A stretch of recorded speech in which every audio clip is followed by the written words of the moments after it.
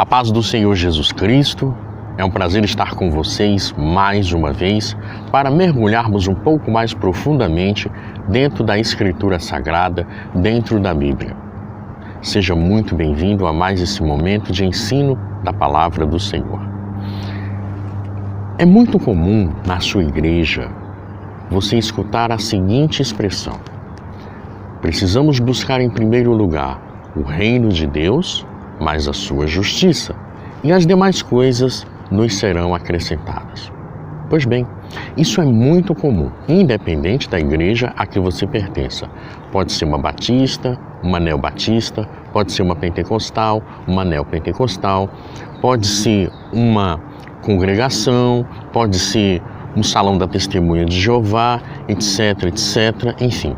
Qualquer que seja a sua igreja, qualquer que seja a placa dela, em qualquer lugar se ouve essa expressão. Agora, buscar o reino de Deus, tudo bem, a gente até consegue entender. Mas e a justiça? Como que se faz isso? De que maneira a gente faz isso? E por que é tão importante nós buscarmos essa justiça? Infelizmente, a maioria dos nossos líderes não nos ensinam como funciona essa justiça. Mas não é por má vontade, é porque infelizmente eles também não sabem como é esse tal funcionamento. Apenas nos dizem que devemos fazer o que está escrito, mas infelizmente falta nos ensinar como é que a gente faz isso. É isso que está faltando. Veja bem, no livro de Jeremias, no capítulo de número 22, no versículo de número 3, diz assim: assim diz o Senhor. Toda vez que a Bíblia diz assim diz o Senhor, significa que será dito algo que saiu da boca de um juiz, da boca de um legislador, da boca do governador, da boca do seu pai. Veja a grandiosa importância disso. Agora, quando a palavra diz assim diz o Senhor, é preciso você abrir bem os olhos e os ouvidos para você enxergar o que a maioria das pessoas não enxerga e para você escutar aquilo que a maioria das pessoas não pode escutar.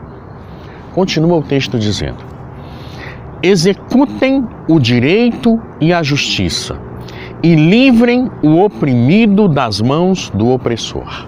Ponto e vírgula. Essa é a primeira parte do versículo. Executem, diz o Senhor. Executar vai muito além da gente simplesmente ler. Vai muito além da gente simplesmente saber que existe esse pedaço na Bíblia. Executar significa realizar, fazer, tornar real no mundo real, que é o mundo que você vive. Isso é executar. A execução de alguma coisa, ela acontece todo santo dia na sua vida. Quando você come, por exemplo, quando você anda, quando você dirige um carro, quando você vai ao banco. Qualquer coisa que você faça consigo, com o próximo, ou até mesmo o deixar de fazer alguma coisa, está enquadrado como execução. Quando você está dormindo, por exemplo, aparentemente você não está fazendo absolutamente nada, mas o fato de você existir, estar respirando e estar tendo, por exemplo, sonhos durante a noite, indicam que está acontecendo a execução de alguma coisa. Veja, execução, executai, é o mesmo que executem, é uma ordem. Executem o direito e a justiça. Espera um pouco, que direito é esse? E que justiça é essa? Bom, se considerarmos que nas nossas igrejas, independente da placa da igreja, se é falado no púlpito que precisamos buscar o reino mais a justiça desse reino, então fica fácil entender que a justiça que está sendo dita aqui é a justiça desse reino. Mas e o direito? Que direito é esse? Da onde ele vem e para que ele serve. Digo mais, para que ele serve na nossa vida, no dia a dia? De que modo isso aqui influencia a vida de um cristão? Porque se houver influência benéfica para o cristão, nesse tal do direito e nessa tal da justiça, aqui citada em Jeremias 22:3, então nós precisamos conhecer, e muito além de conhecer, precisamos executar. Pois é isso que o versículo diz: executem o direito e a justiça. Ler a Bíblia não é suficiente. É preciso examinar.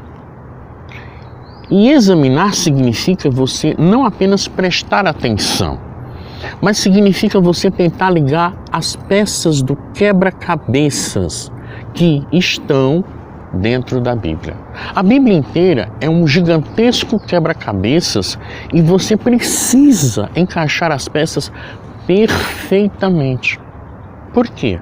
Porque quando os encaixes eles são perfeitos, você não comete erros na sua doutrina, você não comete erros na condução das ovelhas da sua igreja, você não comete erros ao negociar com alguém determinada coisa, você não comete erros ao casar-se com uma pessoa, você não comete erros ao educar os seus filhos, você não comete erros ao viver dia a dia caminhando para a salvação que tanto é citada dentro da sua igreja. Pois bem, é preciso examinar as Escrituras com afinco. A palavra de Deus, lá no livro de 1 Coríntios, no capítulo de número 9 e no versículo de número 21, vai dizer assim, isso é Paulo falando, apóstolo Paulo, a quem tanto todos vocês respeitam, independente da placa da igreja. Paulo vai ensinar, olha só, aos que não têm lei, versículo 21, 1 Coríntios 9, aos que não têm lei, como se eu mesmo o fosse, não estando sem lei para com Deus, mas debaixo da lei de Cristo, para ganhar os que vivem fora do regime da lei. Lendo assim, não dá para entender absolutamente nada de essência. Lendo assim da maneira como eu li, que é o corriqueiro de se ler em algumas igrejas, não dá para entender nada. Mas veja, o contexto desse versículo, ele está em um momento em que Paulo vai explicar às pessoas que são crentes, que são evangélicas, que são cristãos de verdade. Paulo estava ensinando a esse tipo de gente, a gente como você. Paulo estava ensinando a esse tipo de pessoa, como você hoje. E Paulo estava ensinando a eles que Paulo se adequava à situação a fim de que a pessoa da situação pudesse entender uma coisa. Veja, Paulo se adequava e no meio da situação que ele se adequava, tinha alguém, tinha uma personagem, uma pessoa, e ele se adequava à situação a fim de que essa pessoa tivesse os olhos abertos e enxergasse algo. Que algo é esse? Quando Paulo diz aos que não têm lei, como se eu mesmo o fosse, Paulo está dizendo que ele estava se adequando a uma situação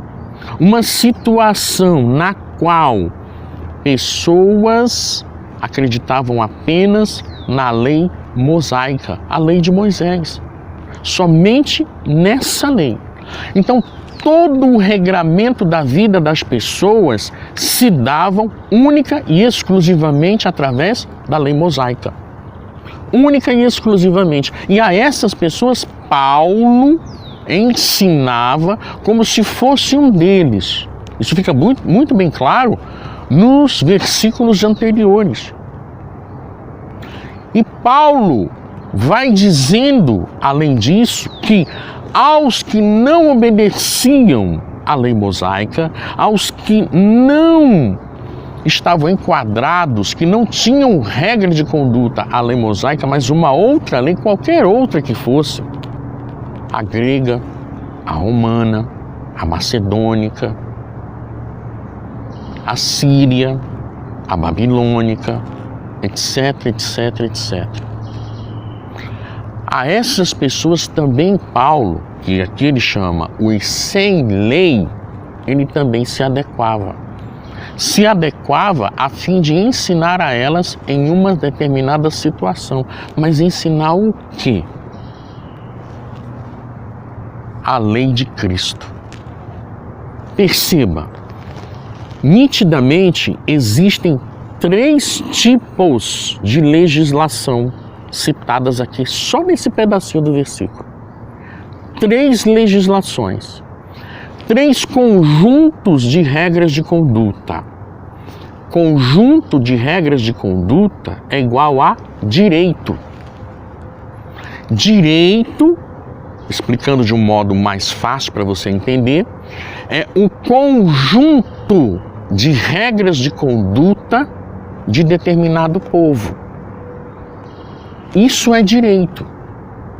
Eu estou explicando assim de um modo mais fácil e didático, sem usar eruditismo, sem usar de filosofia do direito, para que você entenda, independente da classe social a que você pertença, independente da igreja que você pertença, para que você entenda o que é direito.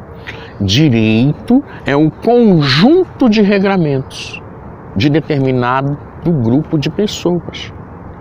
E Paulo cita 3 grupos de regramento, 3 direitos. Ele ensina o mosaico, pelo menos ele fala a esse respeito, melhor dizendo. Ele fala a respeito do direito mosaico, que é a lei de Moisés. Ele fala a respeito dos demais direitos, que ele chama dos sem lei, que são aqueles exemplos que eu acabei de citar. E ele fala de um último, o direito de Cristo. A lei de Cristo significa o direito, o conjunto de regramentos de Cristo. É o que você chama na igreja de evangelho. A palavra evangelho significa mensagem. Mas mensagem de quê? De quem para quê? A palavra evangelho é a mensagem de Cristo e serve para você alcançar salvação em todos os aspectos da sua vida. Não é só depois da morte. Você pode alcançar isso em carne e osso também depois da morte e depois da ressurreição com Cristo Jesus. Nos 3 estágios da salvação. Agora veja, Paulo vai citar que existe o direito. A lei de Cristo é esse conjunto de regramentos, que é o evangelho que você segue. Sendo um conjunto de regramentos, ele é direito de Cristo, ele é direito cristão. Ele é direito cristão. No livro de Jeremias, ao falar sobre execução do direito e da justiça, Deus está dizendo, o Senhor está dizendo, YHVH está dizendo, Yahvé está dizendo, Jeová está dizendo, o Senhor dos Exércitos está dizendo, o Criador está dizendo, o Alfa e o Ômega está dizendo que nós, eu, você, precisamos executar o direito. Mas que direito é esse? A lei de Cristo. É esse direito que deve ser executado. E Paulo fala isso com muita clareza quando ele diz que existe o direito mosaico, existe o direito que é considerado dos gentios, que são todos os demais direitos do mundo naquela época, e também o direito cristão, e também a lei de Cristo, que é o mesmo direito cristão. E é justamente esse direito que Paulo quer que as pessoas conheçam. E para que as pessoas conheçam, Paulo se adequa a determinadas situações para que dessa forma Paulo mostre para essas pessoas a existência desse direito cristão, a lei de Cristo. E esse direito, ele está dentro da Bíblia inteira, de Gênesis a Apocalipse. É o conjunto de regramentos de Deus dentro da Bíblia, cujas peças de um gigantesco quebra-cabeças a gente precisa encaixar perfeitamente. Quando a gente não consegue encaixar perfeitamente esse conjunto de regramento, aí o que acontece? Nós começamos a brigar uns com os outros, nós começamos a criar doutrinas a partir do nosso achismo, nós começamos a nos isolar dos demais que professam a mesma fé. E qual a consequência disso? Gálatas 5, o próprio Paulo vai explicar o que acontece. Nós começamos a nos engalfinhar, nós começamos a nos autodestruir. O reino de Deus, lembra que o pastor da sua igreja diz assim que devemos buscar? Pois é, esse reino começa a ser destruído por nós mesmos com as nossas próprias mãos. E é isso que está acontecendo nos dias de hoje.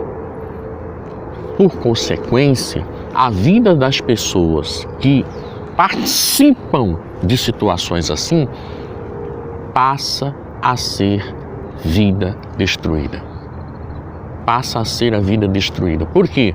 Porque não se está executando o direito. Que direito é esse? A lei de Cristo, o direito cristão. E também a justiça. Que justiça é essa? A justiça desse direito, a justiça desse reino. Por isso que o pastor da sua igreja disse: devemos buscar o reino, mas a justiça desse reino. Você está percebendo a grande importância desse pequeno versículo de Jeremias 22:3, só nesse primeiro pedaço? Por que nós temos que executar? Porque está escrito na Bíblia? Nós temos que executar porque o restante do versículo, só nesse primeiro pedaço, vai dizer a consequência. A consequência. E ao mesmo tempo, a realidade de se executar esse direito. Diz assim, Jeremias 22,